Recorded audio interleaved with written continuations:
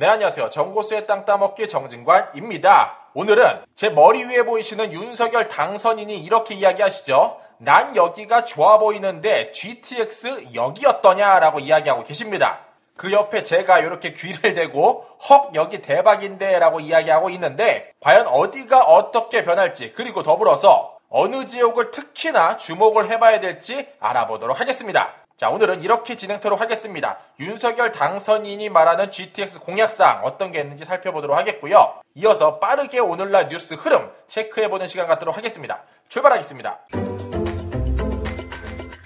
자, 보물지도란 보통 이런 거를 말하죠. 여기 산 건너 물 건너 바다 건너서 보물을 발견하는 그날을 향해서 열심히 배를 타고 달려갈지도 모르겠으나 어쩌면 오늘날 보물지도는 이건지도 모르겠습니다. 이번에 단성된 윤석열 대통령이 바로 지휘봉으로 가리키고 있는 이건지도 모르겠고요. 이름하여 수도권 GTX 구상도가 될 것 같습니다. 기존에는 A, B, C 노선 플러스 D 노선 절반까지 만들어졌다고 하면 여기 보시는 바와 같이 D 노선도 조금 더 길게 뽑고 E, F, D까지도 계획을 말했다. 이것을 주목해볼 필요는 있다. 자, 그러면은 핵심 내용은 과연 어떻게 흘러갈까요? 기존 노선 같은 경우는 이랬죠. 운정에서 동탄까지 A 노선이 연장된다고 하면 이 동탄서부터 아래로도 뺍니다. 경기도 편태까지 연장을 하고요. B 노선 같은 경우에는 송도에서 마석까지 들어간다고 하면 마석에서 강원 춘천까지 연장을 하고, C 노선이 덕정에서 수원까지로 확정이 났다 하면 덕정 수원을 기준으로 동두천으로 빼고 아래쪽으로는 평택으로 뺀다. 즉 기존에 있던 노선을 기점으로 위아래로 더 뺀다. 이렇게 생각하시면 되고요. 신규 노선 같은 경우는 이렇습니다. D노선 같은 경우에는 김포, 장기, 부천까지 확정이 났다고 하면 김포에서 출발을 해서 사당, 삼성, 하남, 팔당, 광주, 여주까지 연장을 얘기를 했고요. E노선 같은 경우에는 인천, 김포공항, 정릉, 구리, 남양주, 즉 서해에서 동으로 연결시키는 그 축이 하나 더 만들어질 것 같고요. F노선 같은 경우에는 고양, 안산, 수원, 용인, 성남, 하남, 의정부, 고양을 찍는다고 이야기합니다. 외곽순환 고속도로처럼 뺑그랗게 둘를 것 같은 흐름 체크해볼 수 있었죠. 자, 그렇다면은 이렇게 많은 노선이 만들어질 계획이고 대한민국 부동산 판을 바꾸는 축임에 틀림이 없지만 이 중에서도 몇몇 핵심 지역, 앞으로 엄청나게 폭발적인 성장 가능을 가져올 그 지역은 어딘가 한번 살펴보도록 하겠습니다. 자, 먼저 평택 지제역이 될 것 같습니다. A노선 같은 경우에는 운정에서 동탄까지 얘기를 했는데 동탄에서 경기도 평택까지 연장을 한다 하고요. C노선 같은 경우에는 수원까지 있던 거를 수원서부터 평택까지 연장을 한다 하죠. 그 역사가 바로 평택의 지제 역사가 되겠습니다. 자, 좀 더 자세하게 살펴보기 위해서 2022년 주요 업무 평택시를 들어가서 살펴보니까 역시나 두 개의 흔적을 체크해볼 수 있었죠. GTX C노선 평택 연장과 더불어서 평택 지제역 복합환승센터 구축 내용이 되겠습니다. 자, 이 모든 내용 과거에 정보수가 한번 이야기했었죠. 지제역 복합환승센터 평택 부동산 고지전이라는 제목 한번 살펴보시면 좋을 것 같고요. 그 세부적인 내용은 이렇습니다. GTX C노선을 평택으로 연장을 시킬 건데 이를 오산서부터 지제까지 뺐으면 한다. 앞으로 GTX C노선 평택 연장 민간사업 시행자 협상을 위한 타당성 및 기술 검토도 하고 올 하반기에는 협상까지 추진토록 하겠다라는 의견 확인해 볼 수 있었고요. 다음으로 38번 가면은 평택 지제역 복합환승센터에 대한 내용도 언급이 됩니다. 기존의 지제역을 중심으로 동쪽만 열렸다고 하면은 앞으로도 서쪽도 엄청난 역사가 들어갈 예정이고 동과 서를 연결하는 브릿지, 그 좌우측에 엄청나게 높은 복합환승센터, 이 부분 과거의 정보수가 이야기 드린 적 있죠. 체크해 보시면 좋을 것 같고요. 동이든 서든 엄청난 부지 개발이 예상되고 있다. 자, 이러한 흔적 나라장터 조달청 사이트에서도 확인해 볼 수 있었습니다. 얼마나 급했는지 긴급 공고로 나왔고요. GTX C노선 평택 연장 타당성 및 기술 검토 용역. 예산은 약 5억 원 정도 잡혔고 18개월 정도 시간을 줄 테니까 좀 더 꼼꼼하게 만들어 와라. 더불어서 평택시에서는 이러한 제안을 했습니다. 공간적 범위를 두 곳으로 나눠서 좀 체크를 해줄래? 라고 지시를 했고요. 직접 범위로서 수원시, 화성시, 오산시, 평택시, 간접 범위로서는 더 대단합니다. 서울시, 인천광역시, 경기도, 수도권 전 지역 및 충청남도까지 머금은 곳, 천안, 아산, 당진이죠. 그 넓은 지역까지도 고려해서 지제역이라는 곳을 어떻게 개발하면 타당할지, GTX를 어떻게 끌어오면 될지 그 계획 예산으로서 5억 원 정도가 잡혔다. 자, 지도로 보면 이렇습니다. GTX가 멈추는 동탄역 그 아래쪽에 지제역을 중심에 두고 정보수가 10km 동그라미를 한번 그려봤습니다. 정확하게 20km 간격으로 벌어져 있고요. 10km 동그라미, 10km 동그라미. 그 중심에 재미난 곳이 한 군데 있어요.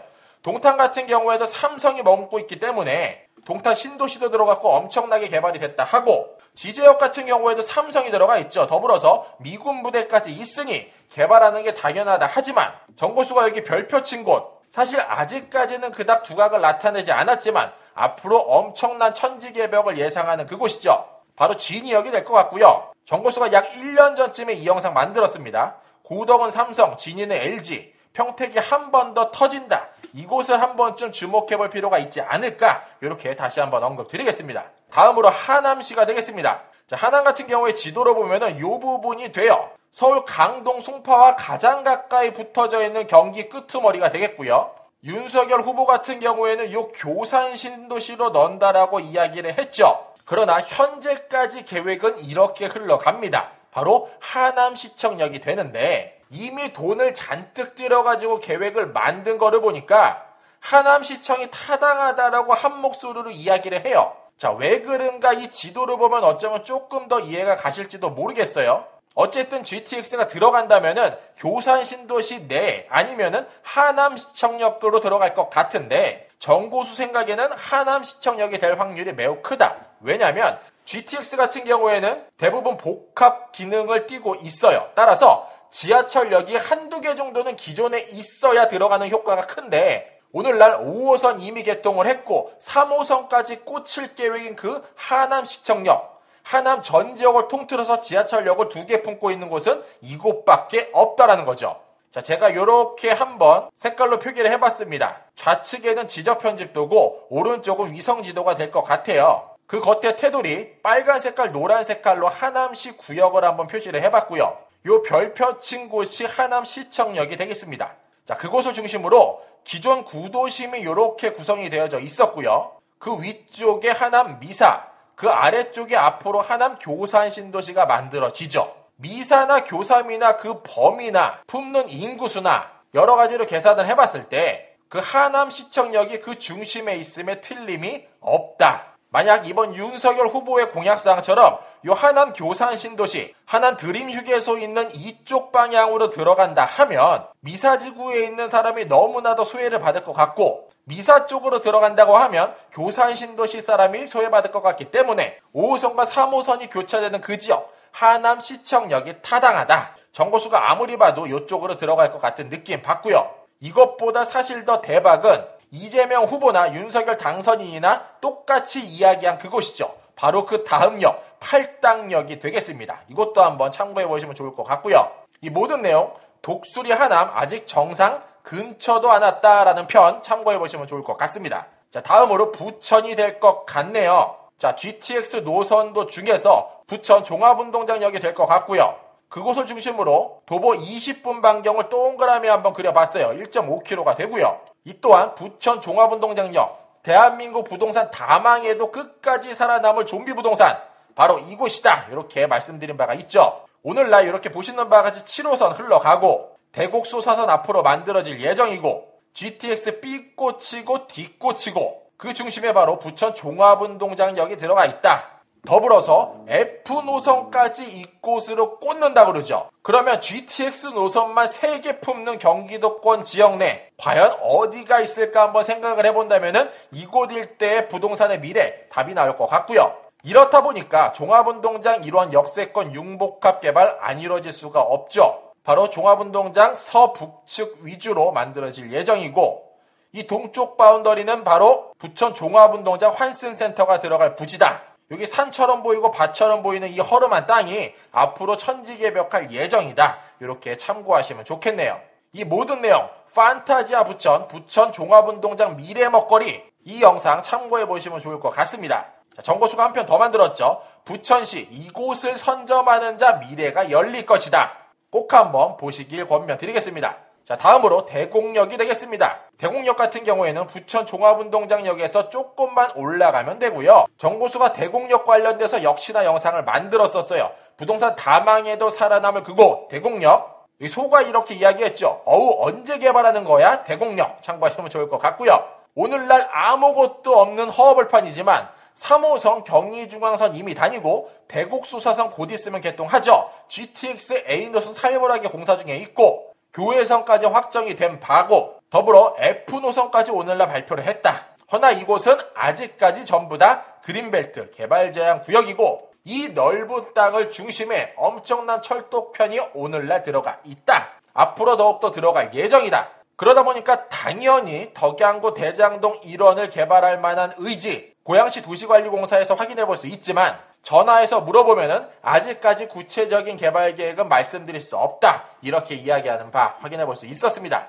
자, 조감도는 이러한 모양으로 개발되지 않을까 참고해 보시면 좋을 것 같습니다. 서북 측의 대장주임에는 틀림이 없다. 자, 다음으로 김포공항역이 되겠습니다. 자, 부천종합운동장 대공역 살펴봤고요. 그 아래쪽에 김포공항역이 있는데 이것도 만들었어요. 친절한 부동산 김포공항 복합환승센터가 됩니다. 그 집원은 서울시 강서구 하늘길 77번지 1원을 중심으로 만든다고 이야기를 했고 오늘날 김포국제공항 들어가 있죠. 공항철도도 다니고 5호선, 9호선 다니고 김포도시철도도 다니고 버스 36개 노선 다닌다고 하면 앞으로 서해선 대곡에서 소사까지 연장 노선도 꽂히고 SBRT도 들어갈 뿐만 아니라 UAM, 어반에어 모빌리티, 도심 항공까지도 이곳을 예상을 하고 더불어 GTX 2노선과 F노선도 꽂힐 그곳 어디다? 김포공항역이다. 자, 이렇다 보니까 큰 판 짜고 있습니다. 국토교통부에서 도시재생 뉴딜 사업이라고 해서 32개소를 발표를 했는데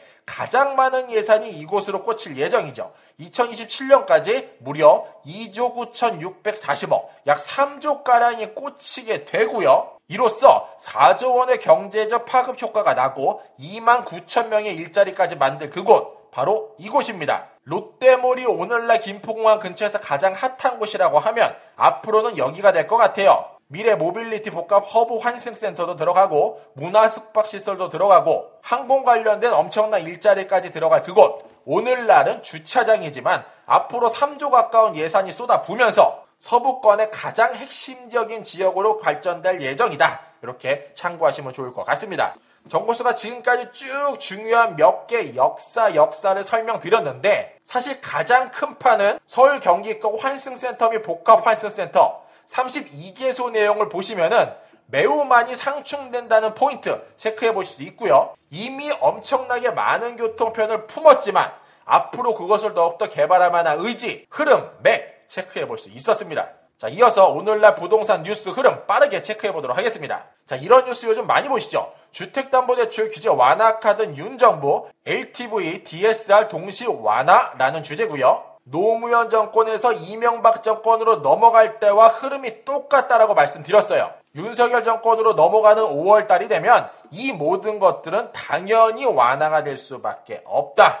또 하나의 근거로서 이명박 대통령 당시 부동산 판을 찾던 사람들을 중심으로 윤 후보가 선출을 해서 뽑고 있다. 이러한 맥도 한번 체크해 볼 수 있겠네요. 다음으로 인수위 임대차 3법 폐지 축소 논란, 큰 틀 유지하며 미세 보완이라는 주제인데 이 부분은 사실 앞으로 어떻게 변화가 될지 정보수도 감이 잘 오지 않습니다. 따라서 앞으로 나의 보금자리를 이동 계획을 품고 있거나 나의 소중한 자산을 처분하거나 사야 될 사람이라고 하면 이 부분은 하루하루 체크해 보실 필요가 있다. 이렇게 권면드리고요. 또 다른 뉴스 한번 보겠습니다. 계속되는 부동산 거래 절벽 2개월째 4만 건대 매매 거래라는 주제입니다.